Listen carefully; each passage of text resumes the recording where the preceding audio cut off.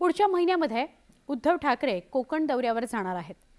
लोकसभा निवडणुकीच्या तोंडावर हा दौरा आखण्यात आलाय, त्यामुळे त्याला वेगळं राजकीय महत्त्व आहे।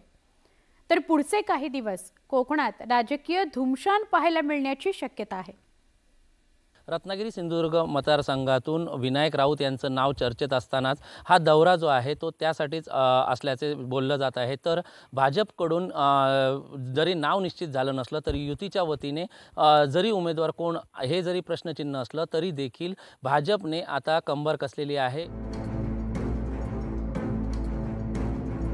आगामी लोकसभा निवडणुकीसाठी शिवसेना उद्धव बाळासाहेब ठाकरे पक्षाचे खासदार विनायक राऊत यांची उमेदवारी जवळपास निश्चित मानली जाते। पक्षप्रमुख उद्धव ठाकरे कोकणच्या दौऱ्यात राऊत यांच्या प्रचाराचा नारळ फोडणार असल्याची चर्चा आहे। तसंच रत्नागिरी सिंधुदुर्ग लोकसभा मतदारसंघातील शिवसेना पदाधिकाऱ्यांची ते बैठक घेणार आहेत। शिवसेनेचे पक्षप्रमुख उद्धवजी ठाकरे सिंधुदुर्ग आणि रत्नागिरी लोकसभा मतदारसंघाच्या दौऱ्यावर 4 आणि 5 रोजी येत आहेत आणि ते सिंधुदुर्ग जिल्ह्यातील शिवसेनेचे पदाधिकारी आणि सिंधुदुर्गवासियांशी संवाद साधणार आहेत आणि ठिकठिकाणी मोठी जाहीर सभा न करता त्या तालुक्यात जाऊन त्या पदाधिकाऱ्यांशी आणि जनतेशी संवाद या ठिकाणी साधणार आहे।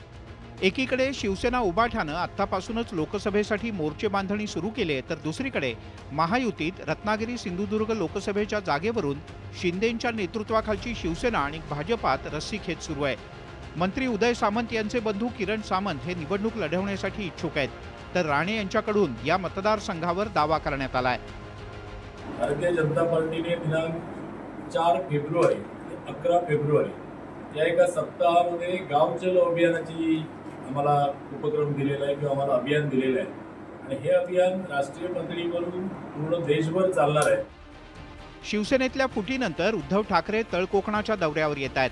शिवसेना उभाठा या दौऱ्याच्या दरम्यान जोरदार राजकीय शक्तीप्रदर्शन करणार यात काहीच शंका नाही।